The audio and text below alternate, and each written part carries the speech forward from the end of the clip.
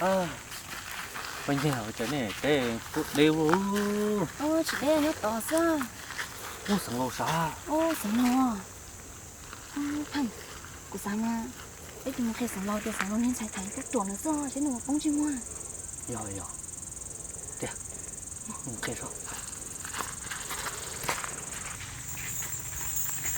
sẵn lâu tóm mà cho mà mất đất chưa đi tu sẵn lâu và biết sạc kia chỉ được có tiền có sạc bao cho mi tu nên mất đất chưa hay cũ nè hay to là mà ô sẵn lâu nữa ông nào chỉ cụ bỏ tới cái nên xài đợt tới này tút tua đã đủ rồi nó rất là có một bao rồi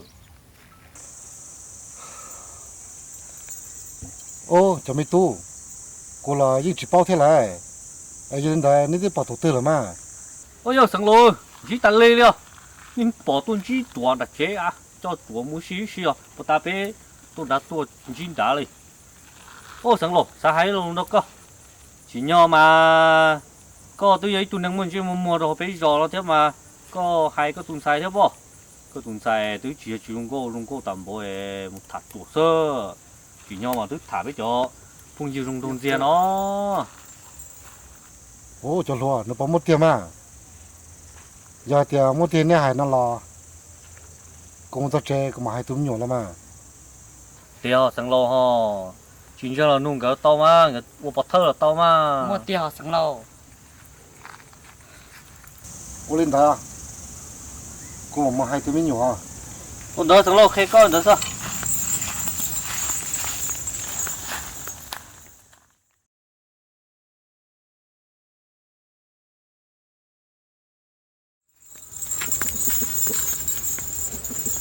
ô hiện tại tầm một từ nha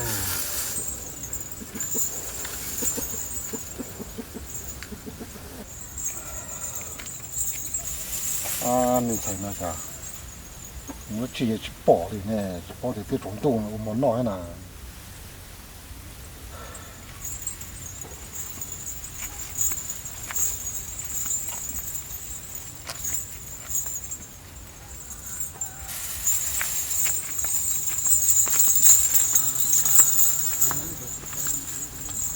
mình phải nó chỉ bỏ nè ô mình phải chân thật sao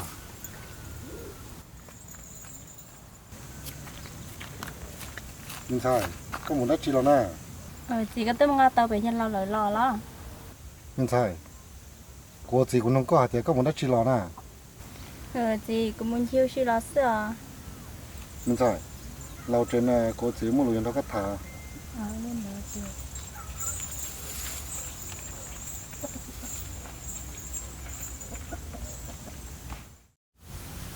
chị có một loại chỉ hay của mình sai cô nói lại thì có một chỗ xí xứ này bố mua lên tới nè có chỉ tết được cô sao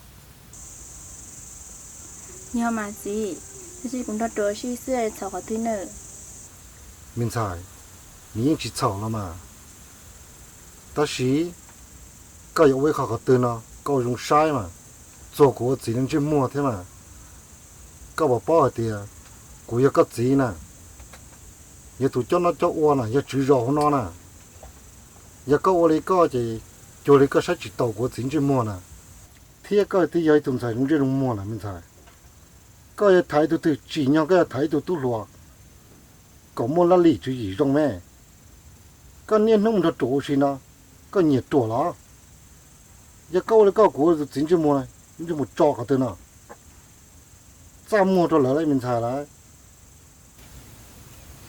chị đâu sợ tia của nhà nhiệt tuổi liao tia của bỏ tuổi chỉ muốn thêm đó phong nhiên đó tuổi tia muốn tàu cái phong nhiên đó tuổi sữa chị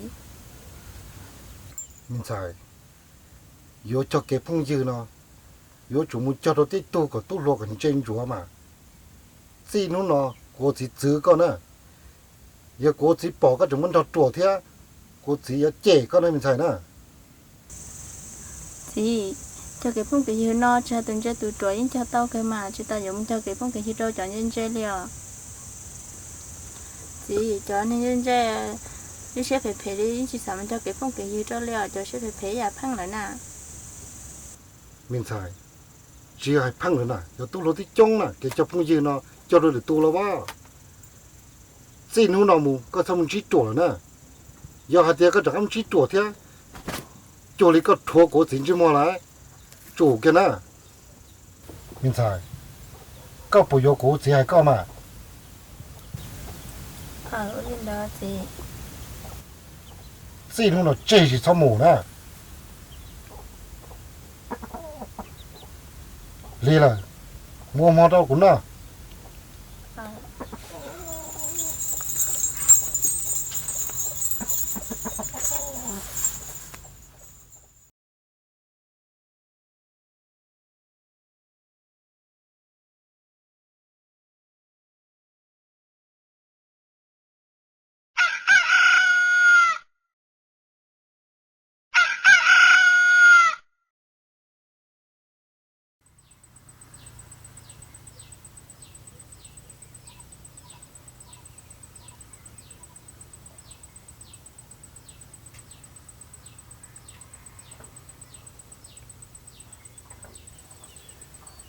mi tu trò cha có phía sau tỏ kế có phía sau đó chứ na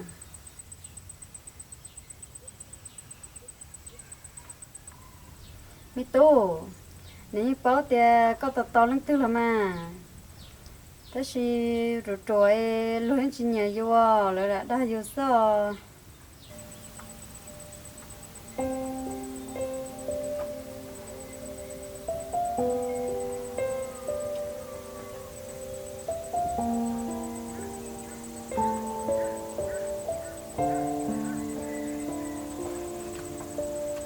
trò nhớ từ đó chế nếu muốn sao con trai em này là nè sao mua xí sao mình thắp lót họ từ họ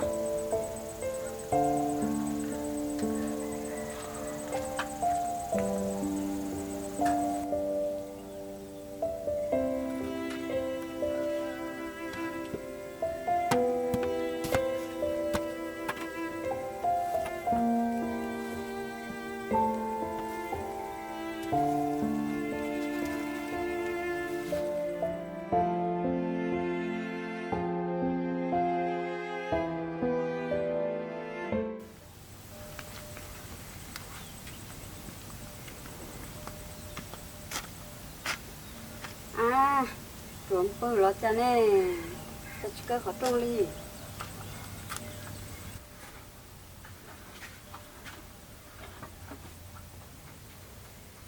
chút chúa đây bỏ đi thế một từ nè ô sợ luôn tất cả sáu mua xin nó lo sợ một từ thế luôn chứ giờ tôi muốn trẻ thế rồi nhưng tôi chỉ trong tay trong tàu thế rồi bây giờ mua xí tali lấy chị lại muốn tàu theo muốn trẻ đó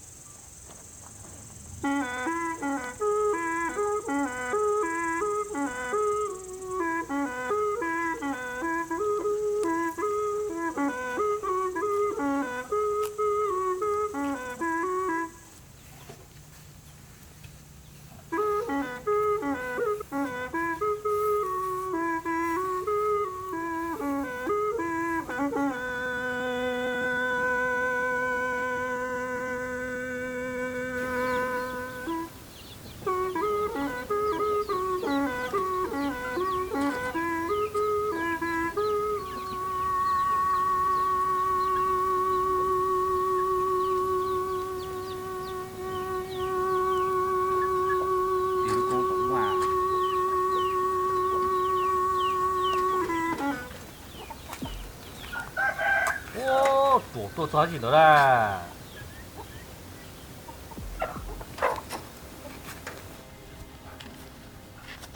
그 도와주노. 세타 전화 얘가 타. Ngon hả?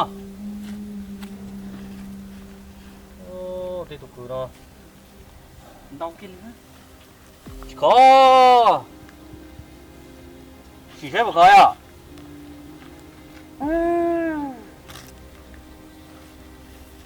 Tên nó có chờ liền rồi, có tôi chỉ tên rồi. Lọ. Nó chùa. Có tôi gì? Kìa hả? Hay rồi. Không phá cái tụm bó tiền năng.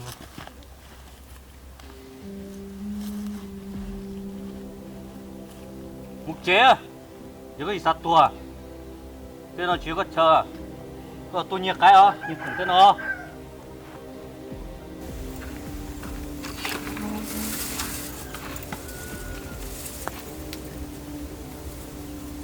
mà là tao chúa sao xin nu nào mù có thằng chỉ chùa nữa giờ hạt tiền có thằng chỉ chùa thế chùa里có chùa có tiền chứ mà lại chùa cái nào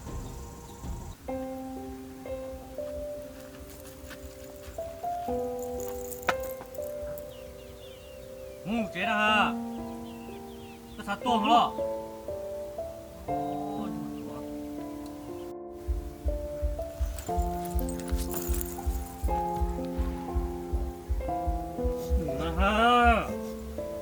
Trời, chỉ một con chơi thôi thì chúa rồi.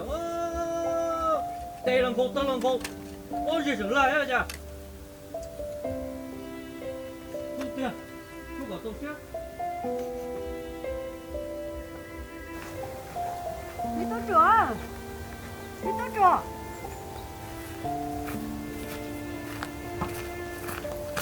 Wow, tụi mày tốt chưa sao?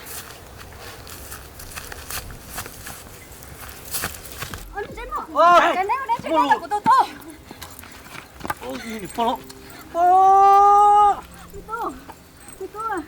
Cho tôi một chế à? Tôi coi. Bây giờ cái đó bởi tàn chế có tôi rồi. Mày tốt. Ôi cha, nếu sao chỉ tàu của tụi mày tốt rồi đi. Nếu đi nó muốn nhận tàu xứ. Nếu tí họ tôi nâng rong tờ. Nếu chủ xe tàu của tụi mày tốt thế mà. Mày tốt bố cho có họ thừa. Có thứ bò thì có thứ tuổi này, có trò tôi tên nó chưa? Ý chỉ nhiều với cái này, hiểu chưa? Đau kìa. Mày tốt. Nên lên đó. Nếu cỡ ưa đi cha nó. Trong chế. Chỉ dùng bố tôi tên nó. Dùng nói chỉ tôi nhiều với cái bây giờ không được bố tàn gì có tú rồi. Mỗi chỉ mùi cũng cho cừ này này tú nó. Nên lên đó. Có gì cha, tôi chịu sao? Có từ của nó bố lộc, chịu bố có chỗ nào sao có tao bao giờ nào có tao người đó chứ nào người này tôi chỉ tao thầu con à nên chỉ đi chỗ nào nó thầu của hai của chị tuần à một cái này, một cái. Hả? Có tụi cười à? Sao mất cô?